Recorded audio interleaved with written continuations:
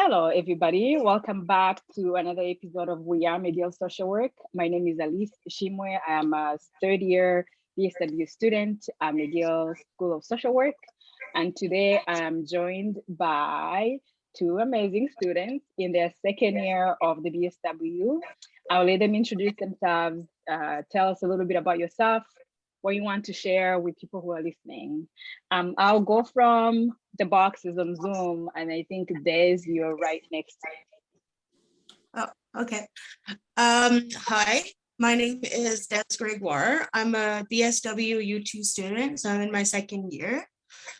I go to McGill in social work, and I've been the past couple of years. I graduated from social service at Dawson College, and then I applied for McGill and I got in. And I was very excited. Yeah, and I'm super excited to be here. So thank you for inviting me. Thank you. Welcome, Taisha. Hi, I'm Taisha Kayard. I'm also a student in the Bachelor's of Social Work program at McGill. I'm in my second year. Just like Dez, I also graduated from the social service program from Dawson College in 2018. And since then, I have worked primarily with the elderly population in the CLSC setting and at the hospital setting as well. And some mental health as well. And I'm also happy to be here. All right. Thank you guys for joining me. It's a sunny afternoon today. For those who are joining us on YouTube, you can see that we're trying to avoid the shadow, but we love the sun. So nonetheless, we love the sun. All right. So it sounds like you guys had some previous education and experience in social services before you joined the Bachelor of Social Work. So why did you want to continue? Why did you want to join the School of Social Work to get your bachelor's? We'll go backwards, maybe Taisha, if you want to start. I think for me, I always wanted to do my bachelor's after my college degree. And I just took a little bit of time to work before and to gain more experience before applying for the BSW. But it was always part of my plan to like further my knowledge and to also be part of the order because there's like other things that come with that. So yeah, that's really what motivated me. Thank you for mentioning the big order. We like that. How about you, Dez? So kind of exactly like Taisha. After being in my program in social services, I really understood that like I knew that where direction I wanted to kind of go in life. I knew that I wanted to be able to help people because I do have a lot of lived experience like in the foster care system, and I'm involved in community work, the children's community, and the queer community. So I thought that being in the BSW, it'd be really good to learn how to better serve our communities, but also as like an Indigenous student, I think it's just really important for me to be in this program and to kind of just have that representation in there. And yeah, social work is really important in my life. I'm trying to be a part of it in the way that I can, but also like I want to be a part of like the upcoming youth in social work who kind of change the system for better. Thank you guys for sharing that. So you did your deck and then you worked a little bit and then you're here. Walk me through how things have been since you let's say set the stage for when you're thinking of applying. Have your expectations of the program been the same, changed, evolved? How has it been so far? Let's go with Dez. We'll go backwards. Okay. So coming from Dawson, I already had so like I've done the classes. So I've done like crisis intervention. I've done group work. So coming into McGill, like honestly, like it like a lot of the times like I've already like heard the theory and the knowledge and all that, but I still am very much happy to be in the classes to have those discussions, also learn from like literally like a lot of the authors that we've read at Dawson are my teachers now, so I'm super excited. Also McGill's just like a really cool community of so diverse people. So the journey's been really, really smooth. I think that like in our U2 program, our cohort just very like so supportive and accepting. So they've really helped me feel welcome in the program.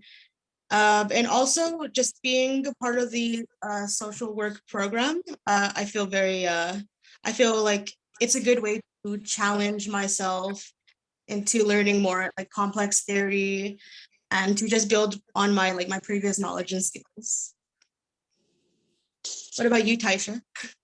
I definitely have to agree with you. It has been a very smooth like journey so far, even though most of it has been remotely.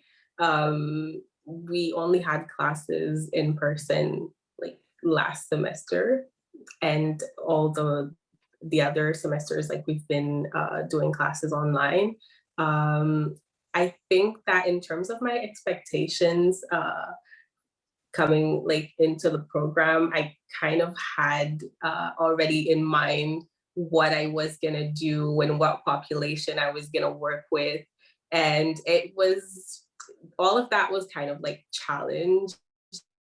Obviously in the program, like we're encouraged and we're stimulated in a way that like we have to explore a lot of the issues that like me and Dez, like that we have seen at Dawson. Like we have to reflect like more critically on them, and we have to like you know, like just like learn more about these things, which I find like very interesting. And I find that through these things I feel like more equipped and like more willing to work with different populations, because at first I've always worked with the elderly, and I thought I was gonna thought I was gonna come from like a TTS position and just go to a social worker position at the same place, and like that has completely changed for me.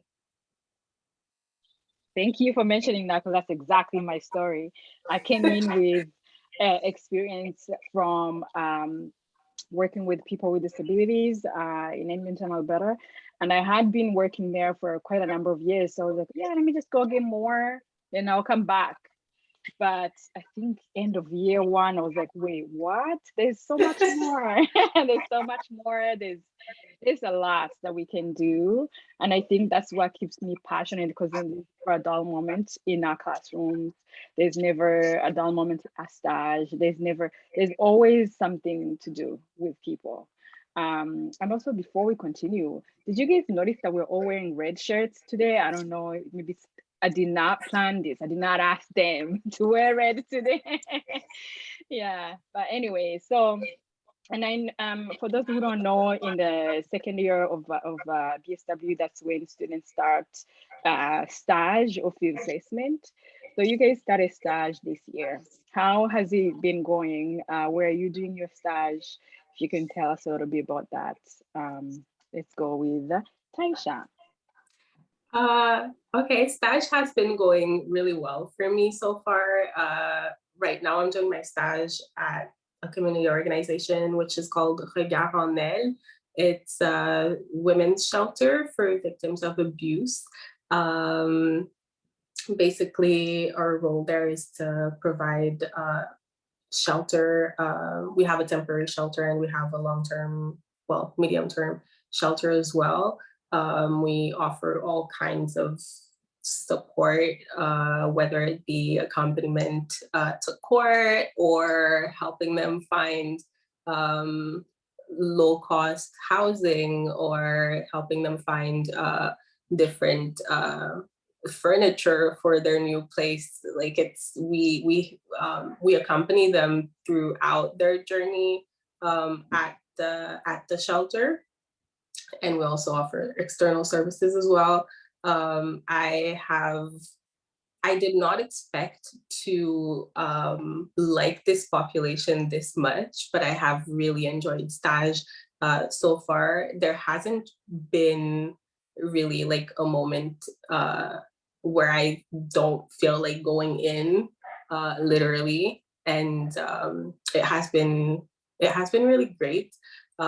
We use a feminist approach with the women, so we like during their stay there, we explore with them how patriarchy and like how other systems of oppression like have brought them there, and what they can do to um, like to um, improve their situation. We use a lot of empowerment, and all that to say that it's been going well.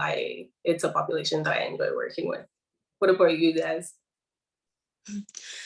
Honestly, like I think this is what have been one of my favorite stages so far, and like all my social service and social work like stages. So before, like the past stages that I've had was working in the group homes at Thatcha, working with youth who have severe trauma. I've worked in schools along with the behavior tech, and I've worked at the YMCA working with with special needs. But this year, I was super lucky to get a place as kind of like an independent researcher and also like a program, like a project coordinator. So right now, I'm actually starting a youth program at BATA, so specifically for Indigenous youth in care, and it's to create a youth group with Indigenous youth in care and to kind of give them a voice to express themselves and share their experiences, while also giving them opportunities to learn about their culture and what it means to be Indigenous. And we're doing beeping, we have snacks every session, and it's just a space for them, just because I mean, in my own personal experience, I didn't have access to that. I grew up in a foster family, but so I'm working with Indigenous youth in care, so I'm super happy. It hasn't always been like super smooth. Like I had to start from like square one. So like I had to come up with a project proposal. I had to reach out for funding. I had to do some community consultations about like how to run a culturally sensitive program for youth. And yeah, honestly, it's something that really gives me a lot of motivation and also just a lot of purpose because I get to help I get to help out my community and also use the experiences that I have growing up to create this program. So like I said, very excited, very happy. Thank you guys for sharing that. And I wanted to ask from what you just said, Taisha, about using feminist approach in your stage, and you days bringing in a perspective from my identity, your identity to the stage and everything you're doing. How do you think you're the person that you are? And I know that in social work we write a lot of reflection papers. It's always reflection. Tell me how you felt about this, and how you come in as you, and you as a person, you as where you have been, you as your history, you as your trauma as well, because you carry with you all the time. So your positionality and how it comes in with how you um, present yourself in the community. Like, what do you think that is part of you that you bring it to the table? Is that clear? I I think I'm still trying to understand the question. Sorry. Mm-hmm. Just tell me a little bit about why your identity as your staff and everything that makes your staff, whatever you're comfortable sharing, comes into your work as a future social worker.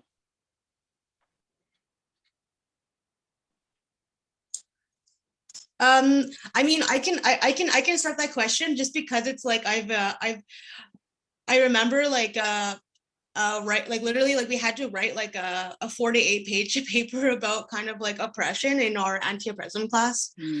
So something that I've learned through that assignment was kind of like, so you know how in social work they always say that like in social work, like your own identity, your own like lived experiences, you bring that into the field of social work and within your stages and all that, and you're into your community. I think my identity of being either like a former youth in care and also an Indigenous queer student, it can definitely be a lot, especially because social work, especially at McGill, it's we don't have a lot of BIPOC students. We have a few BIPOC teachers, but sometimes when I'm sitting in that class, it could be a little bit like disheartening because sometimes it's like, it feels like I have to speak on behalf of my own community, but I'm an individual, so it can get really heavy. But another thing that like I've also noticed is that learning kind of about your own like social your own social problems, it could be super like emotionally taxing on you. So I know that like whenever there's like a class that definitely like that affects me because it's talking about like it's talking about an experience that I've had in my past, I'll get my friends and like we'll have a Zoom and we'll talk about it and we'll go back about it. So definitely yes, my community definitely have been has impacted my experiences in social work, but I feel like this program is also kind of letting me push myself and making me stronger. Thank you. And I think me answering that question, that's one thing I wasn't very aware of before I came to McGill. I used to think I'm gonna go get a degree so I can practice social work, just like any other social workers. Do the tasks that are required of me. Maybe bring in a little bit of my personality, but not so much. But going through the program, I realized that it's actually all about me and how I see life, how I've experienced life. So I think I bring in my my Black woman identity. I am an immigrant. I am a person who speaks many languages, so my English is not perfect. I am a person who's a mature student. I am someone who's African as well, and I'm also someone like a woman with Black them in short hair. That too has come up sometimes in my practice. So things like that that make me who I am are kind of like going along with me in my practice. They inform my bias. I hope I'm always aware, but sometimes you're not aware of your bias and how it affects how you interact with the people you're supporting.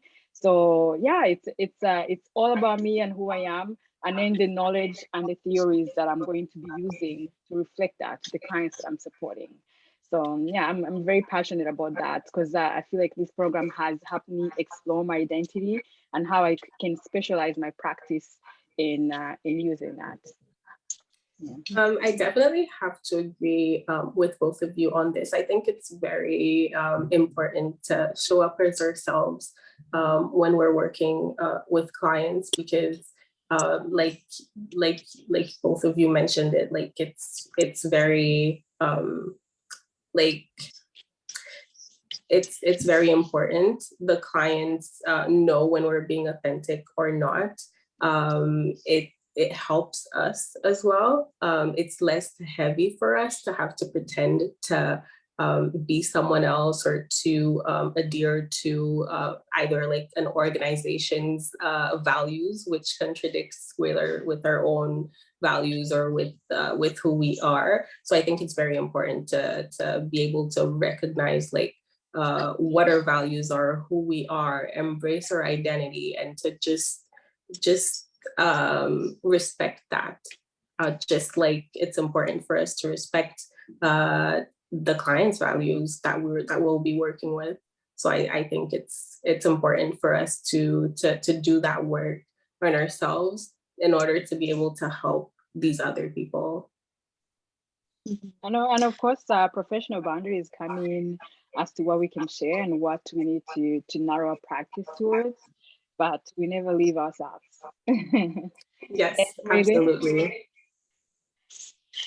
were you going to say something?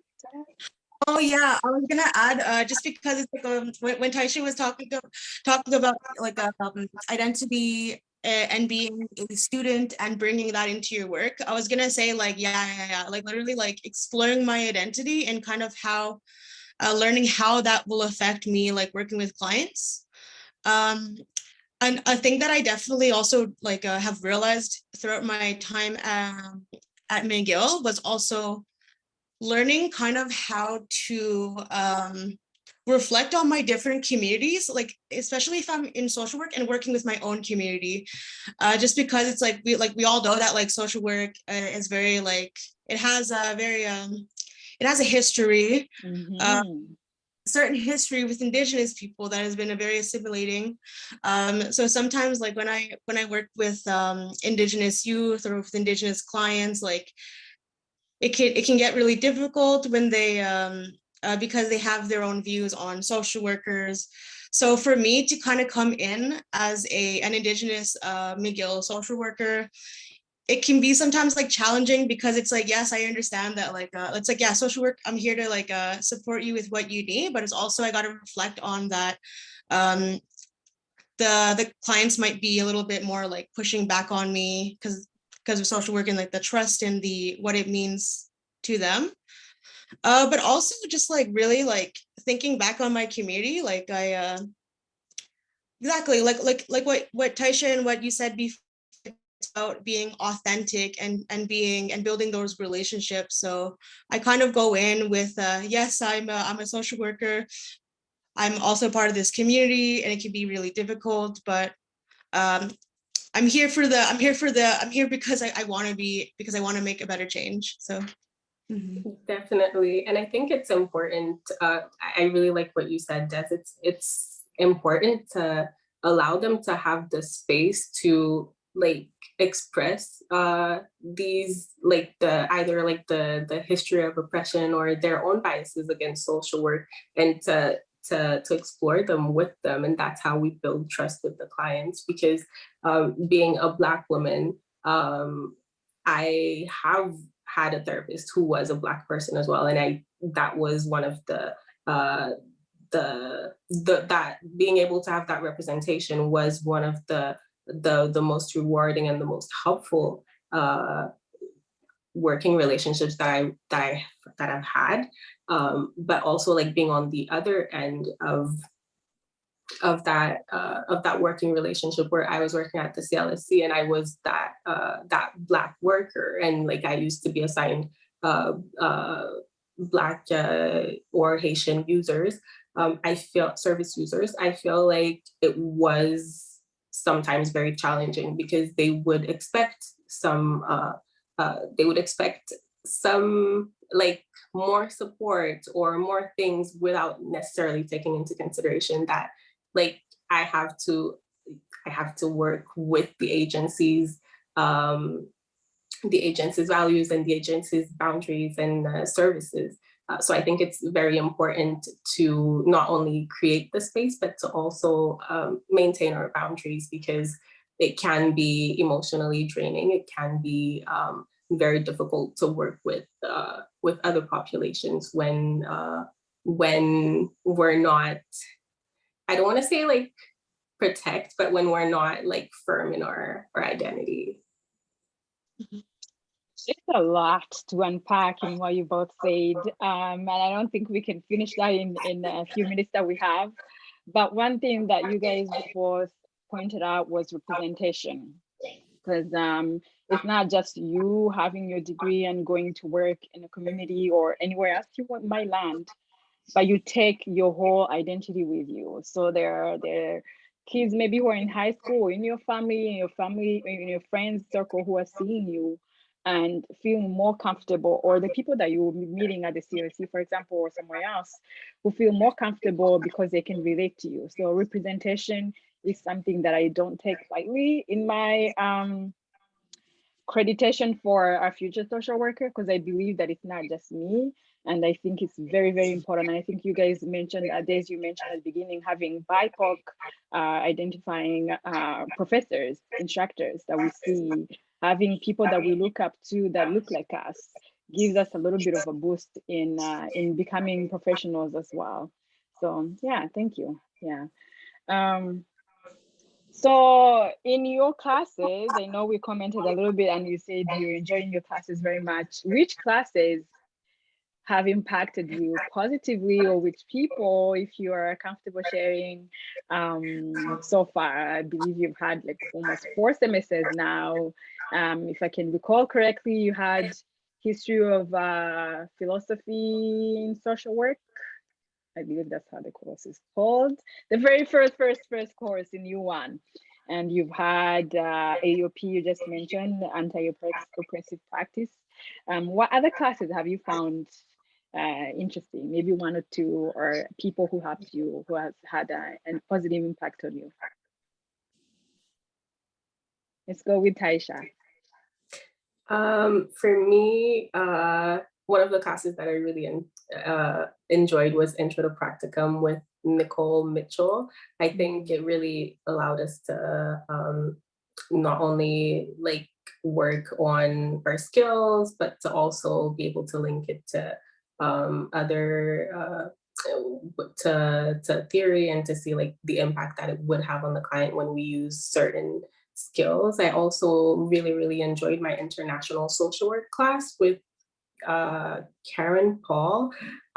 It was really interesting to explore the complexity of social work issues, of social issues. It was a very informative and very exciting class for me. That's a 500 level class. You took that in U1? I took it last semester. Last semester in U2. Okay, yeah. Okay. Yeah, great. How about you, Dave? I'm a little bit jealous of Taisha. I'm like, that's so cool. I'm glad that you had that class. I'm glad that you had a really good experience with that. I think the couple of classes that I really much enjoyed are the ones that I've had this year. Some of them that I really enjoy loving to attend are my anti-oppressive classes. Just because it's like I have like a lot of my own like lived experiences, and I like doing the discussions with people. And also like I really enjoy Families 1, just because I really like the case studies and they're interesting, and I just love learning with my my classmates.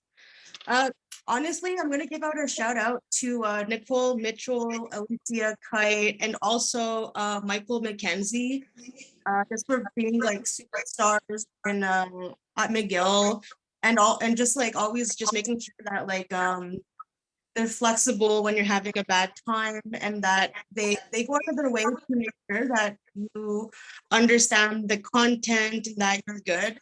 Because although like they're teachers and they got to teach things, they also just show like this really authentic like humanity to them, and that makes me want to like come back to class. I don't know if you were in that class, Taika, but one of the most memorable things that like got me super like crying on camera, then I closed it, was I remember I think it's the first class with Michael with Michael McKenzie, and he was like, I know that sometimes you're gonna not feel like you deserve to be a part of this class, or that you're gonna feel like you're gonna keep thinking like I'm not gonna make it and all that. And then he was like, but you know what? He was like, I was on the committee of choosing the applicants of who's gonna get in the program, and he's like, so I know all your stories, I've read your things, and he's like, each one of you deserves this as much as like as anybody. And that's just something that I really needed to hear. So yeah, I wanted to share that story. Right, that was an amazing moment. Yeah, Mackenzie was my favorite too in U1 for sure. And for me, it was also policy and practice for refugees with Dr. Nicole Ives. That class was just home for me because of so many things. and perspectives that are very practical, and experiences of refugees and new immigrants that we don't get to see on a micro level. But when you look macro as well, you're like, wow, there's so much work to be done. And I would say as well, intro to practice with groups. That class, I took it in COVID, new to COVID, very relaxed, very not so great in my personal bubble, but I enjoyed it very, very much. It was with Corey Sirota, because it was very practical in how to run a group. You know, it's not just something you just come up with and slam it over there. It was very, we came up with so many projects that were, you could look and be like, oh my goodness, you could run that project, that shelter, you could take this in a classroom, you could take this in the community. So it was very, very interesting. And many more, many more. My classes in social work have been very fulfilling. My non-social work classes also were informing me how much I love my social work classes better. So yeah, all right. So is there anything that you think you need? You have one more year and 55 days before you finish this one. Is there something you think you need from the program that you haven't gotten? Is there things that you are looking forward to maybe in your third year? You're like, oh, I hope we get to this, or I hope we get to that. That can come on top of your head. Let's go with Dez. You look like you're thinking, but just give me whatever comes to mind. I think, I mean, because it's like the pandemic and all that, like I do really miss, like I know that like I only had like maybe a couple of classes like at McGill. I do hope that like it becomes like it feels comfortable and safe enough to like meet up with the with my classmates and all that, just because I think that like being a part of the community and having your classmates support and supporting them is so important for me.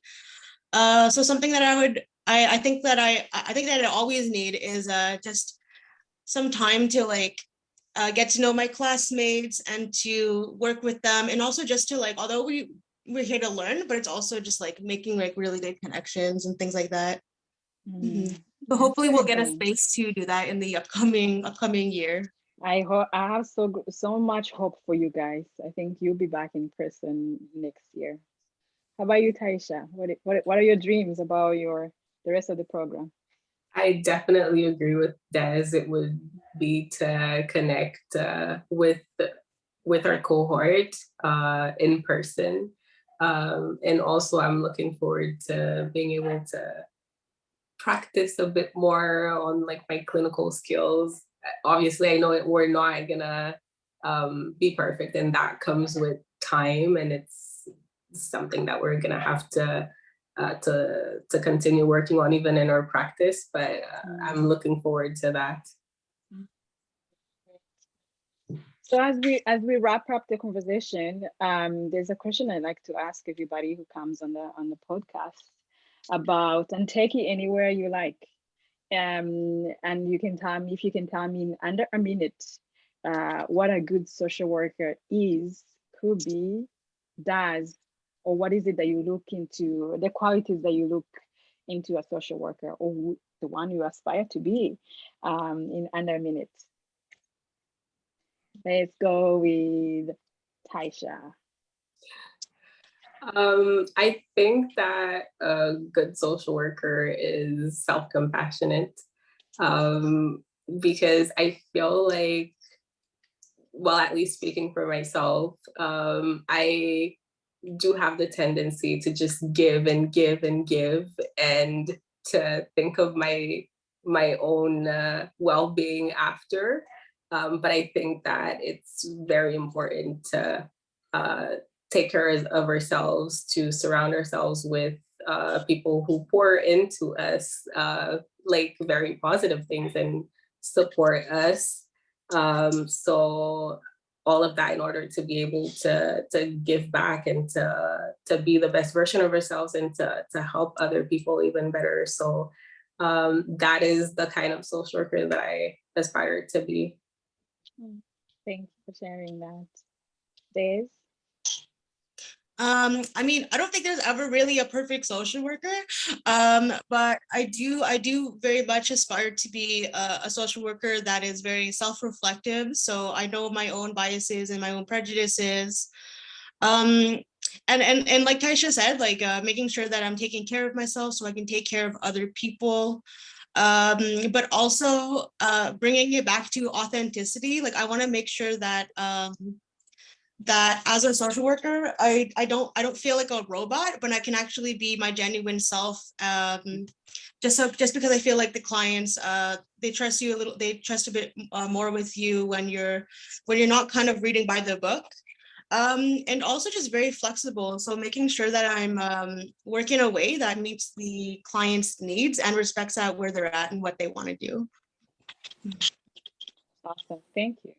Thank you for pointing out there's no perfect one. We're just human beings. Anyway, thank you guys for joining me today. I wish you both the best in the rest of your education. I have 1 year and a few days left. It's gonna go by in a flash. Enjoy it as much as you can. And I thank you for taking the time out of your busy week to come and speak with me and share your knowledge with the listeners of the podcast. Again, today we're joined by Dez, Gregoire, and Taisha Caird from the U2 BSW program here at McGill. And my name is Alice. I am your host, and we'll see you in another episode. Bye. Thanks for having us. Bye. Bye.